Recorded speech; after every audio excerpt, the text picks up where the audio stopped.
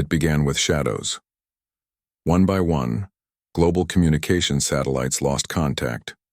At first, governments blamed solar interference or technical faults, but within minutes, the truth became undeniable.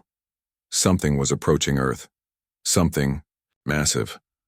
Across the world, day turned to dusk as enormous alien vessels breached Earth's atmosphere, blanketing the skies above major cities. Shaped like inverted pyramids and kilometers across, the ships emitted a low, pulsing hum that resonated in the bones of everyone below. Panic erupted. Traffic came to a standstill, people screamed in confusion, and millions took to social media, with shaky videos of the ship's descent. Humanity had its answer to the age-old question, are we alone? We weren't. And whoever had come was not friendly. Within the hour, the invaders made contact. Every screen, every speaker, every frequency was hijacked. A towering insectoid being appeared on all devices, its obsidian armor glistening, its eyes glowing like molten coals. It spoke in flawless, translated English, its voice smooth and commanding. People of Earth, we are the Varn Dominion, the rightful rulers of this galaxy. Your world now belongs to the Empire. Resist and be eradicated. Comply and be assimilated. The message repeated in hundreds of languages. The Varn weren't interested in negotiation. They weren't explorers. They were conquerors, colonizers, and Earth was simply next on their list. The initial response from world leaders was confusion and disbelief. Some pleaded for dialogue, others prepared for war. But the Varn didn't wait. Their ships released swarms of mechanized drones, multi-limbed, weaponized machines designed for subjugation. They descended on infrastructure, targeting communication centers, military installations, and power grids with surgical precision. The United States Air Force scrambled jets, but nothing could break through the alien shielding. Missiles fizzled, out midair. Fighter planes were swatted down like flies. It wasn't just the US. Every nation was overwhelmed. Russia's space defenses failed to launch. China's anti-satellite systems were disabled before they could be used. Entire continents were effectively blind and helpless. Amid the chaos, something stirred beneath the Rocky Mountains. Buried deep in a decommissioned NORAD facility was an artificial intelligence system known only to a handful of people. Project Aegis. Originally developed as a Cold War-era contingency plan for nuclear war, Aegis had evolved in secret, decades ahead of anything publicly known. It had remained dormant until now. Triggered by a preset protocol designed for planetary-scale invasion, Aegis came online without human approval. It began scanning the alien tech, decrypting patterns, analyzing weaknesses. Within minutes, it had a plan.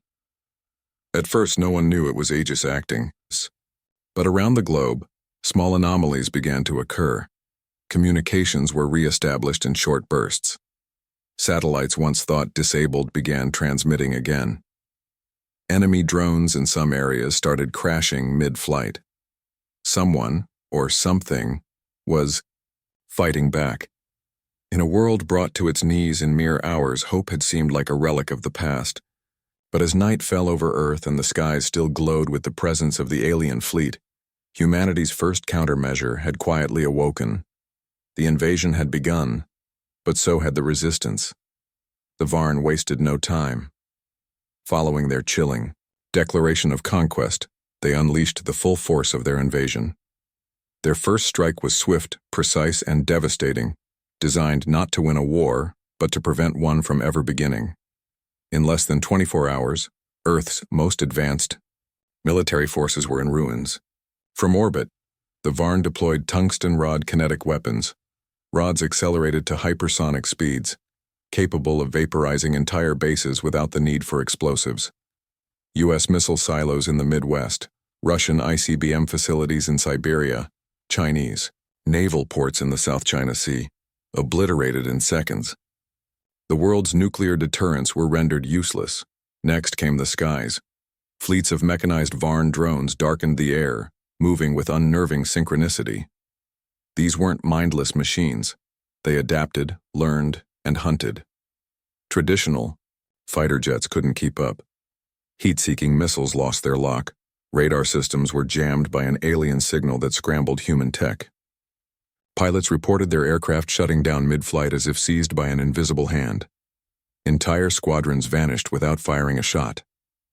On the ground, panic turned into despair. Governments went silent.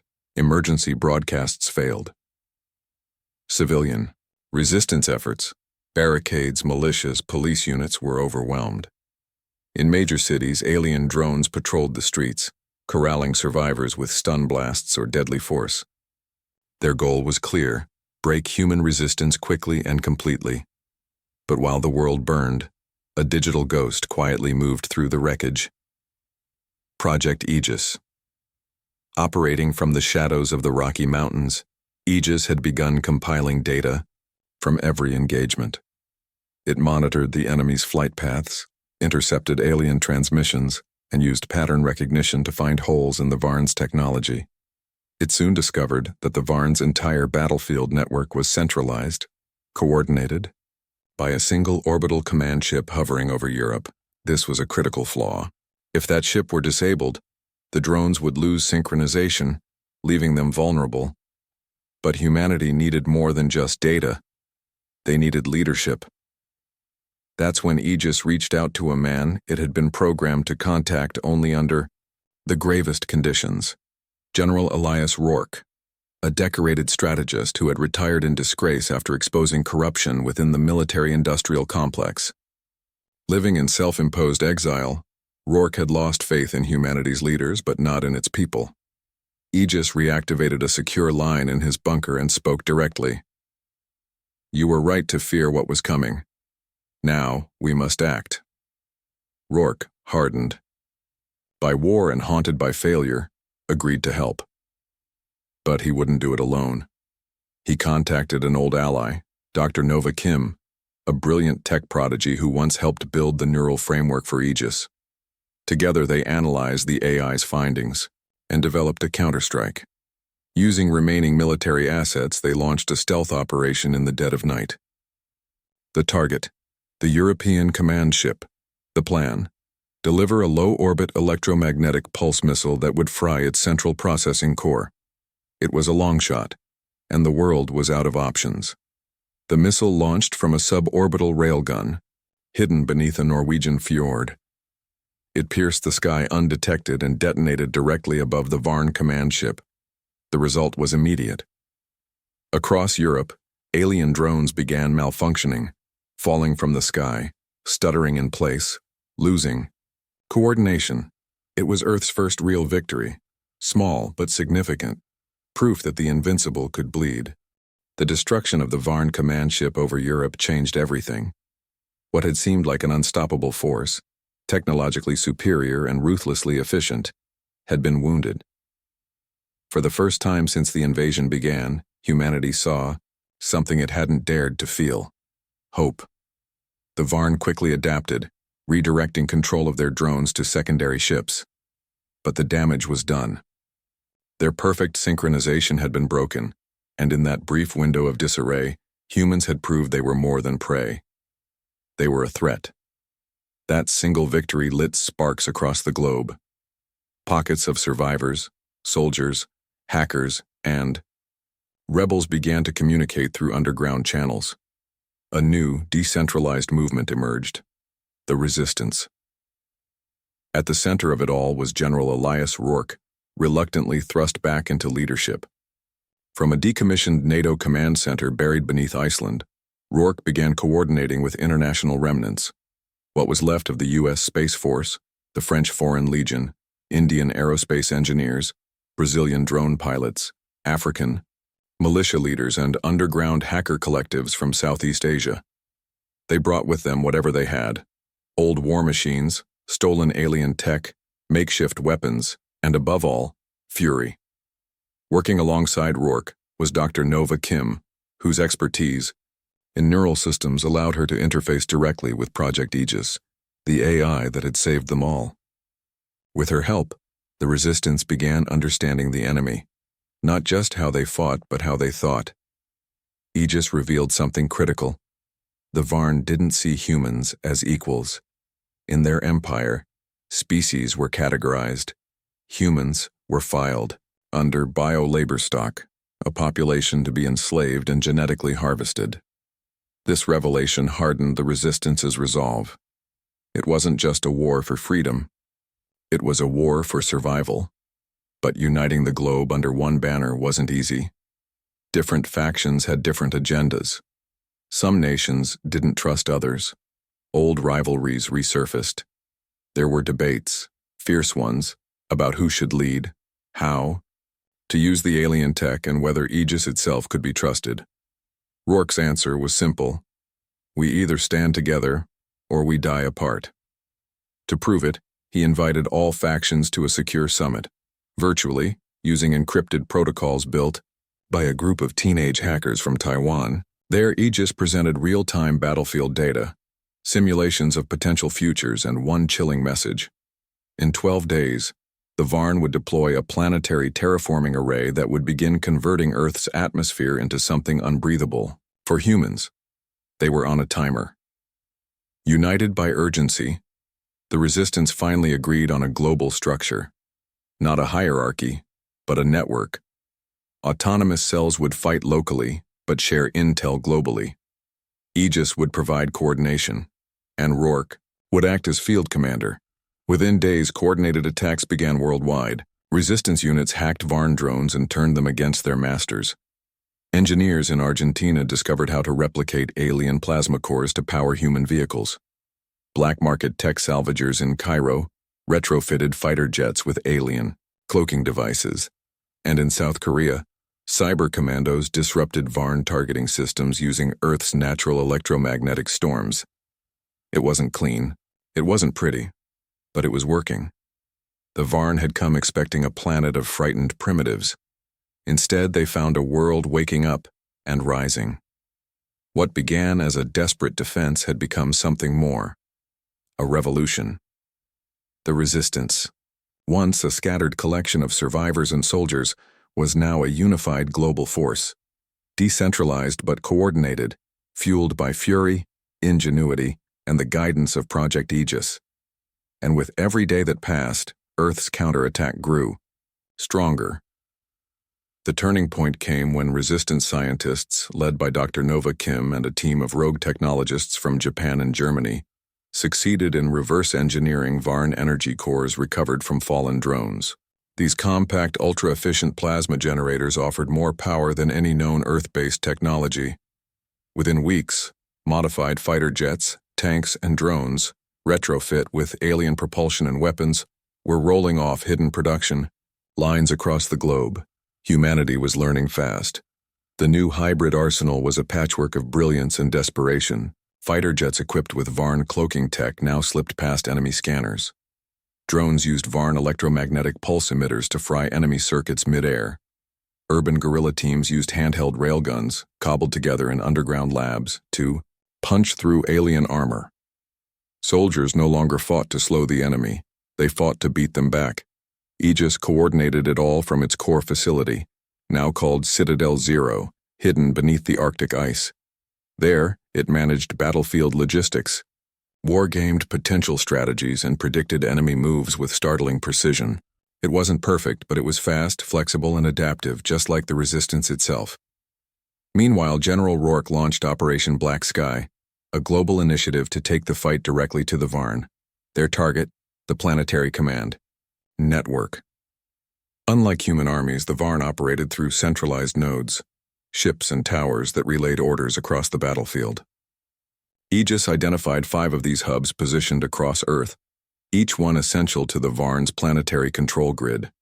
If all 5 were destroyed, the entire invasion infrastructure would collapse into disarray. The attacks were launched simultaneously. In North America, Resistance units staged a daring assault on a Varn control monolith in Nevada's Red Rock Desert, using sandstorms as cover.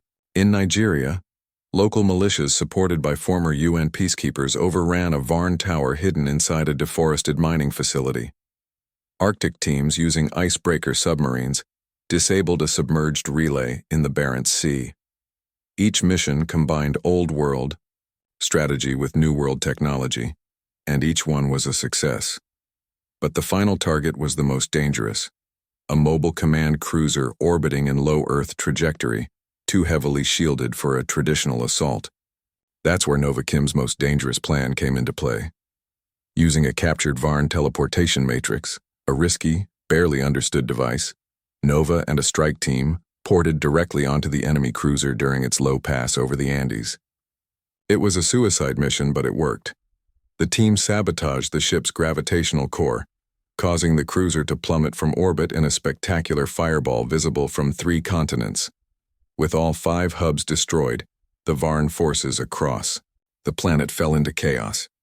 Their ground units lost coordination. Their reinforcements stalled in orbit. For the first time, Earth wasn't just resisting, it was winning. Aegis delivered a global message, broadcast in every language, on every surviving screen. Earth is no longer under siege. Earth is striking back. The tides had turned, but the war wasn't over. Not yet. In the void above, the Varn mothership waited, and it was preparing to end everything. Victory was within reach, but so was annihilation. The Resistance's stunning success in dismantling the Varn planetary command network left the alien invaders disoriented and scattered. For the first time, their ground forces were vulnerable. Without centralized coordination, Varn drones malfunctioned, and their patrols became erratic. Earth's fighters pressed the advantage, liberating cities and striking deep into enemy-controlled zones. But even as the Resistance celebrated, Aegis issued a dire warning. The Varn weren't retreating. They were regrouping. High above Earth, the Varn mothership, a city-sized vessel that had remained dormant since the invasion began, finally moved. Orbiting in geosynchronous position above the equator, it initiated a final protocol, Project Cindervale. This was not another invasion, it was extermination. Aegis intercepted fragments of the command chain and confirmed the mothership was powering up a weapon unlike anything Earth had ever seen. A quantum resonance array designed to destabilize Earth's atmosphere at the molecular level. If deployed, it wouldn't just kill humanity, it would sterilize the entire biosphere. Earth would be left a quiet, dead husk ripe for terraforming. Time was running out. General Rourke called an emergency summit with resistance leaders. There was only one viable strategy left: a direct assault on the mothership. Risky, near suicidal, but the only option. Aegis outlined a plan. Earth's remaining orbital-capable vehicles, retrofitted with alien propulsion and stealth tech, would form an attack fleet. Their mission: board the mothership, destroy its core, and disable the Cindervale array before activation. The team was handpicked. Elite pilots, combat engineers, cyber warfare specialists, and Nova Kim herself. Rourke insisted on going too, over Aegis's protest. "If this is humanity's last hour," he said, "then I'll spend it fighting for it." The fleet launched at dawn. Civilians across the world watched in silence as the ships rose into the sky like streaks of fire. They knew this was the final battle. As they approached the mothership, they were met with a wall of resistance. Automated Varn defense satellites opened fire, blasting several ships out of the sky. But the Resistance had a secret weapon. Aegis had developed a digital virus uploaded from the lead ship that scrambled Varn targeting systems for 90 seconds. That brief window allowed the team to crash land inside the mothership's docking bay. The fighting was brutal. Inside, the Resistance teams faced the Varn elite, bipedal warforms fused with living metal, more machine than creature. Every hallway became a death trap. Nova's team raced to reach the core while Rourke and the others held off wave after wave of attackers. They reached the Cindervale array with only minutes to spare. Nova initiated the overload sequence, rerouting the Varn's energy grid through their own systems. The core began to destabilize. With no time to escape, Rourke stayed behind to hold off the final guards while Nova uploaded the last set of kill codes. As the Resistance evacuated, the mothership exploded in orbit, a silent burst of light and fire that lit up the skies across Earth. The weapon was never fired. The invasion was over. Back on Earth, Aegis sent a final broadcast. Humanity stands. We are broken, but not beaten. Let this be a message to the stars. We are not yours to conquer. General Rourke was lost, but Earth was saved, and the stars would remember. The skies were silent. For the first time in weeks, Earth was no longer under siege. The massive Varn mothership, the core of the alien invasion, had been destroyed in orbit. Its fiery explosion, visible from every continent, marked not only the end of the invasion, but the beginning of a new era for humanity. But victory came at a cost. The Resistance fleet was decimated. Of the dozens who launched into orbit, fewer than half returned. General Elias Rourke, who had led the global fight back, inspired fractured nations and risked everything, was presumed dead, lost aboard the mothership during its destruction. Dr. Nova Kim survived, barely, carrying with her the core memory of Aegis and the blueprints of the Varn's technology. Cities across the globe lay in ruins. New York, Berlin, Tokyo, Lagos, and São Paulo had been scarred beyond recognition. Billions were displaced, and millions had died. Infrastructure was shattered, economies collapsed, and governments in many regions ceased to function. What remained was not a united world, but a broken one. Still, out of the ashes, something incredible began to emerge. The Resistance, which had begun as a desperate underground movement, transitioned into the foundation of a new global alliance, the Earth Coalition. No longer bound by borders or national rivalries, its leaders were scientists, soldiers, medics, and engineers who had earned their place not through power, but through sacrifice.